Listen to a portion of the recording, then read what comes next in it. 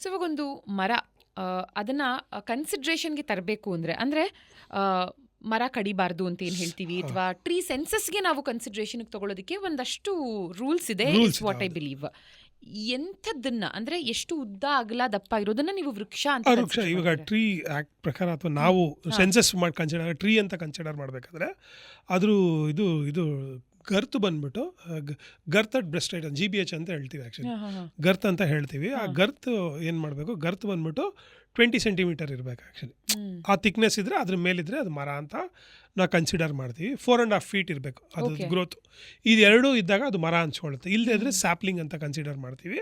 ಅದನ್ನ ಯಾರೇ ಅದಕ್ಕೆ ತೊಂದರೆ ಮಾಡೋದು ಇದಾಗುತ್ತೆ. ಹಂಗನ್ಬಿಟ್ಟು ಸ್ಯಾಪ್ಲಿಂಗ್ ಏನು ಕನ್ಸಿಡರೇಷನ್ ಆಗಲ್ಲ ಅಂತ ಹೇಳ.